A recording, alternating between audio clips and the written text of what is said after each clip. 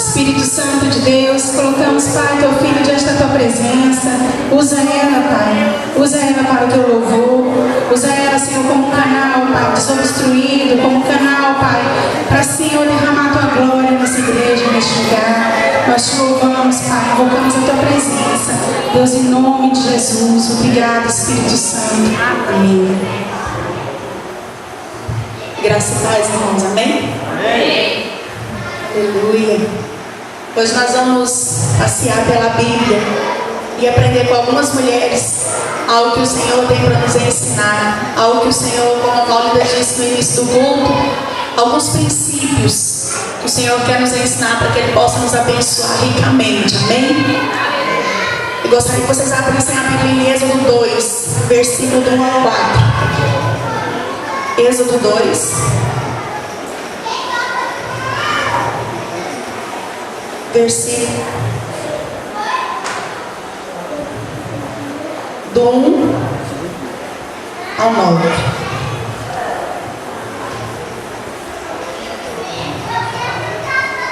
Aleluia, Senhor Jesus. Graças te damos, Senhor. Aleluia.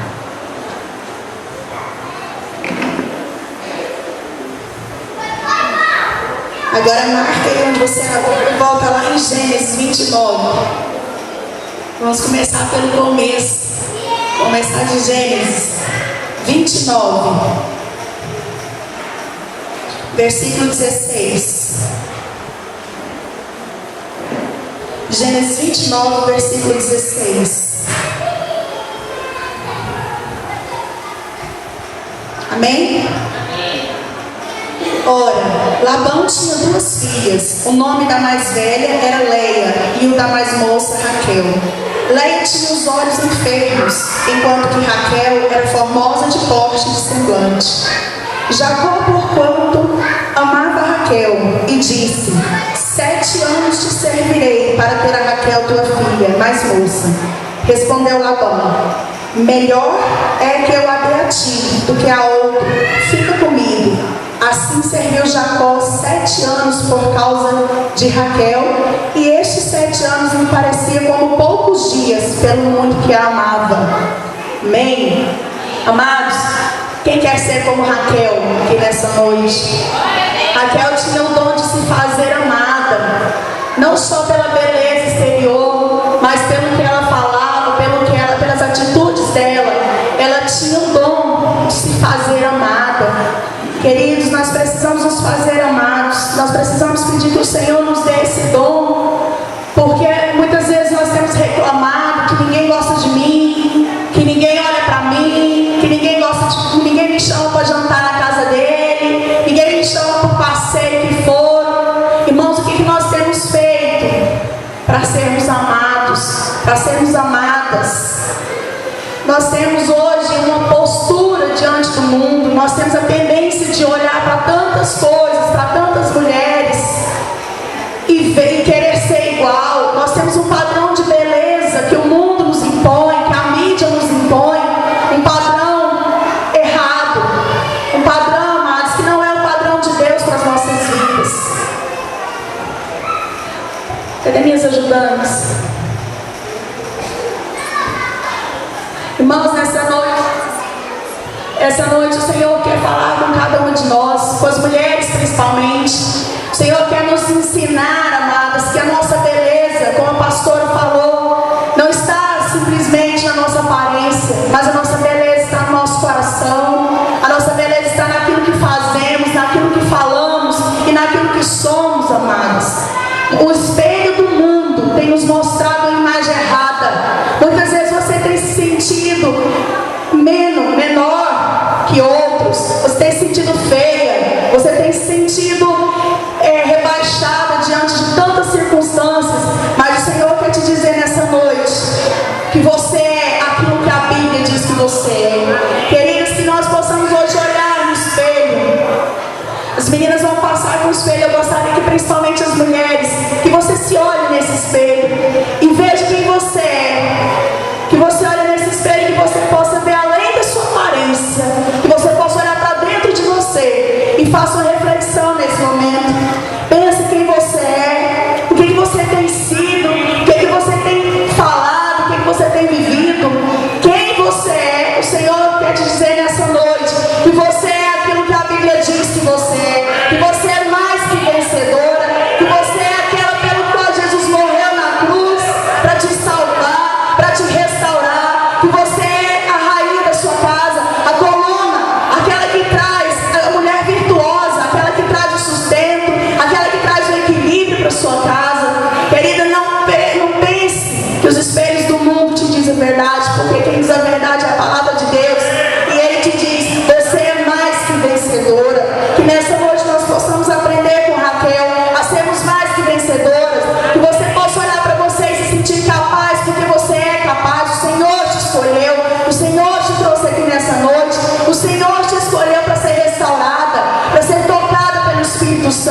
Queridos, o Espírito Santo não habita em qualquer lugar, mas Ele habita nas nossas vidas, porque somos preciosos, porque você é preciosa, porque você é fruto dos sonhos de Deus, amém?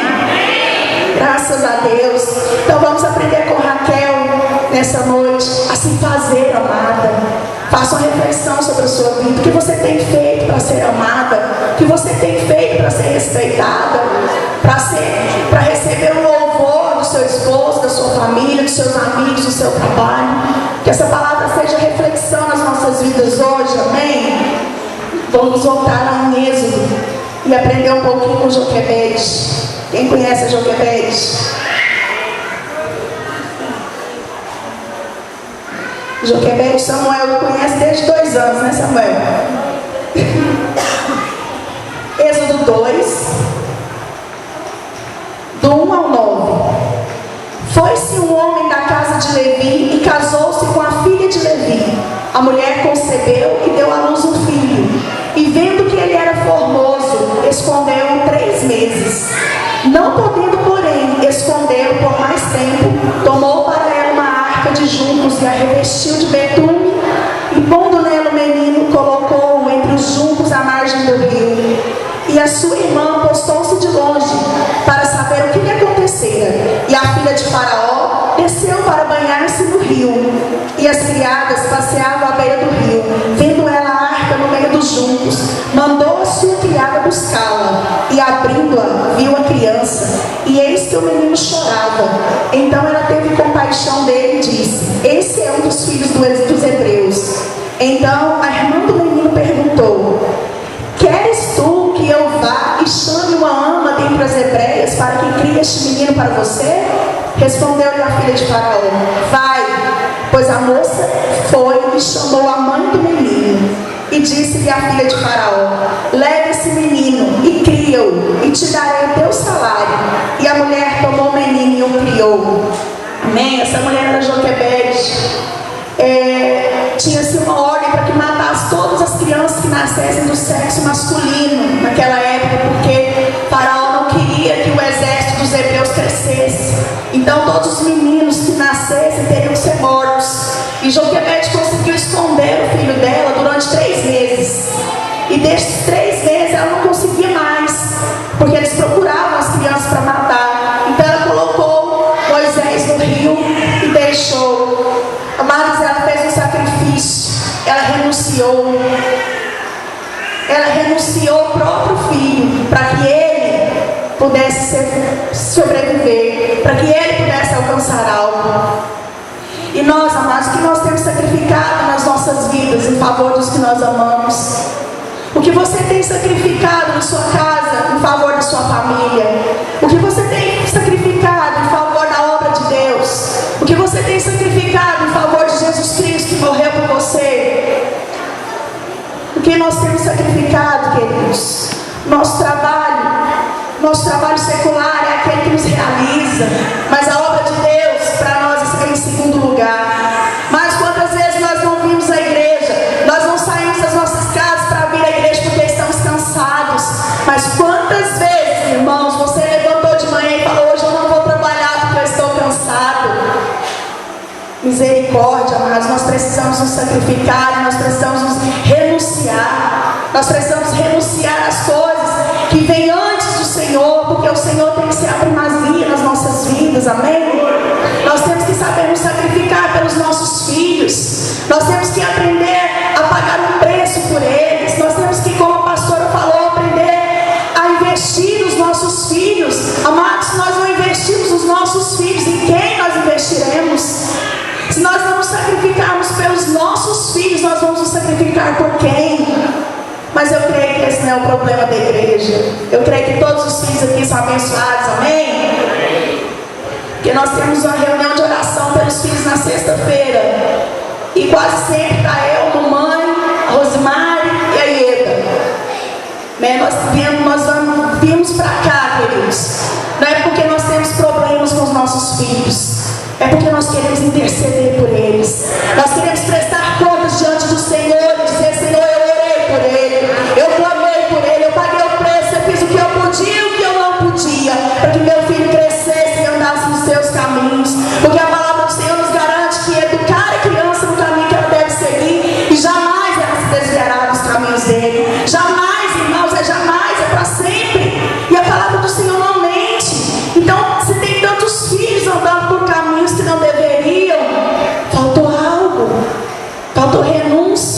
faltou sacrifício.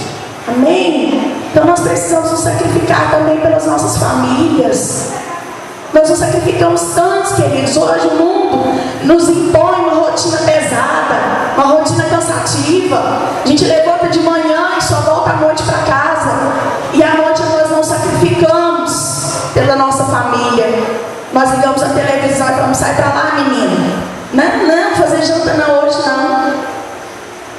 Então o Senhor quer nos restaurar nessa noite, principalmente nós mulheres. O Senhor quer trazer ao nosso coração aquilo que Ele sonhou para nós, aquilo que Ele planejou para nós. Ele quer que nós tenhamos uma vida de sacrifício sim, de renúncia sim, porque a partir do momento que nós começarmos a sacrificar e renunciar em prol do reino de Deus, em prol do nosso Senhor Jesus Cristo, aí sim Ele abrirá as janelas do céu e derramará sobre nós bênçãos benditas.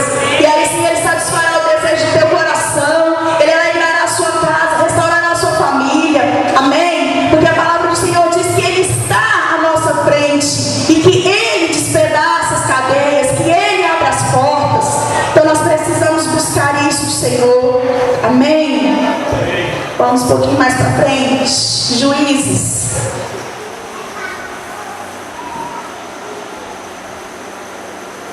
Juízes 4, do 4 ao 9. Juízes 4, versículo 4 até o 9. Ora, Débora, profetisa, mulher de Lapidote, julgava Israel naquele tempo. E ela se assentava debaixo da palmeira de Débora, entre Ramá e Betel, na região montanhosa de Efraim. E os filhos de Israel subiam a ter com ela para o julgamento. Mandou ela chamar a Baraque, filho de Abinoão, que queres Naftali, e disse: porventura o Senhor Deus de Israel não te ordena, dizendo: vai e atrai gente ao monte Tabor, e toma contigo 10.000 homens dos filhos de Naftali e dos filhos de Zebulon, e atrairei a ti para o ribeiro de Quizon, Sisera, chefe dos exércitos de Jabim, juntamente com seus carros, com a sua tropa, e te entregarei na mão. Disse-lhe Baraque: se fores comigo, irei, porém se não fores, não irei. Respondeu Débora: certamente irei contigo, porém não será a tua honra dessa expedição, pois a mão de uma mulher o Senhor venderá a Cícera. Levantou-se, pois, Débora e foi a Baraque e aqueles. Amém, amados? Débora era juíza naquele tempo. E, irmãos, nós sabemos que nos tempos bíblicos as mulheres não tinham as oportunidades que nós temos hoje. As mulheres não podiam nem sequer falar em público. E Débora, nessa época, amadas, ela era juíza e ela julgava. Vinham gente de todos os lugares para ser julgados por Débora. E a palavra de Deus diz que um dos reis, os chefes dos exércitos, só foi para a guerra se Débora fosse com ele. Se ela não fosse, ele não iria. Amados, Débora era juíza, porém ela era mãe, ela era esposa, ela era dona de casa, ela tinha todos os afazeres que nós temos, mas ela tinha disposição no seu coração. Mas muitas vezes o que tem nos faltado é disposição de orar, é disposição de buscar a presença de Deus. Débora era disposta, ela se levantou e falou: eu irei contigo. Amados, o que uma mulher ia fazer na guerra? O que uma mulher ia fazer na frente de um exército, uma batalha? Esconder, né? Se fosse uma mulher normal, eu escondia, se fosse eu. Mas Débora não, ela tinha atitude. Ela tinha atitude. Amados, que nós possamos ter atitude nas nossas vidas, atitude de crescer no Senhor, atitude de crer na palavra de Deus verdadeiramente, atitude de viver a palavra de Deus. Queridos, crer é uma atitude. Crer é uma atitude, é algo que você decide no seu coração.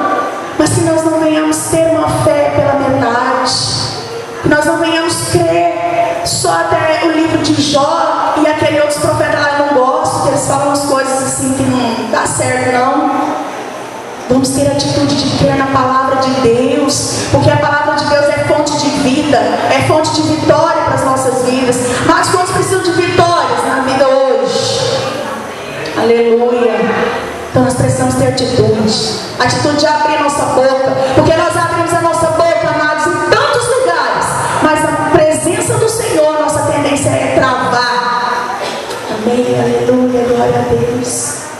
Sejamos mulheres de atitude, sejamos mulheres que têm atitude de buscar o Senhor, de servir ao Senhor, porque o Senhor nos entregará não só esse setor, mas o Senhor nos entregará, como fez com Débora, toda essa região, toda essa cidade, toda essa nação.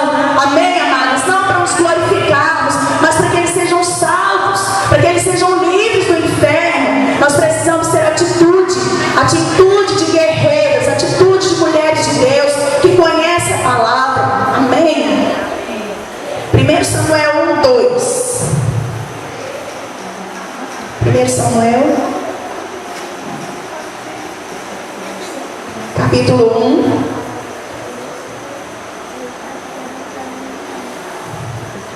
Houve um homem em Ramataim, Sofi, da região montanhosa de Efraim, cujo nome era Eucana, filho de Jorão, filho de Elô, filho de Tou, filho de Zufre e Eframita. Tinha ele duas mulheres, uma se chamava Ana e a outra Penina.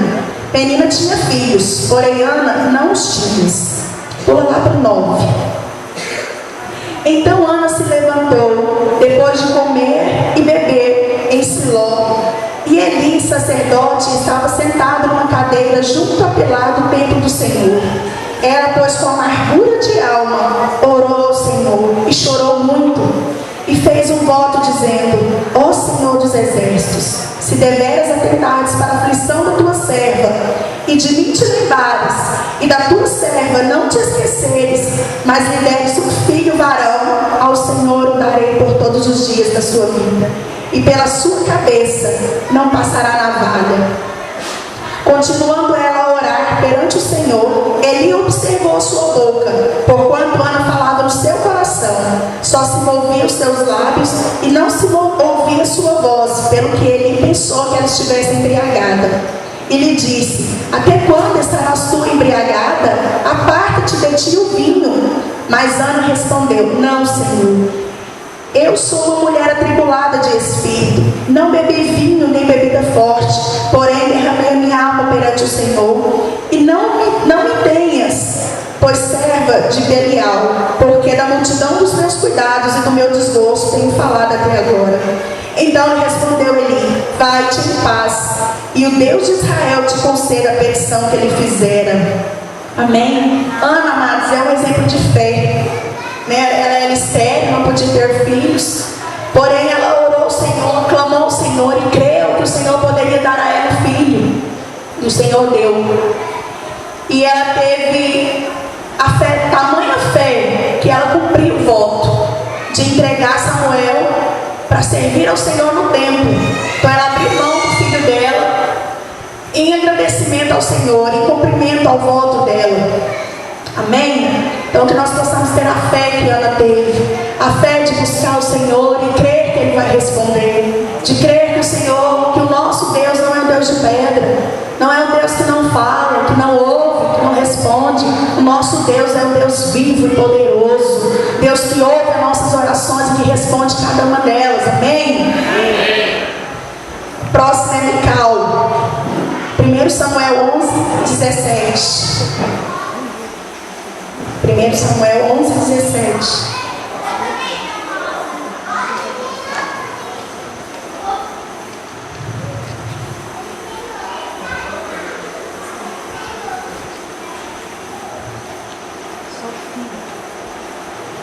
Amém, Jesus.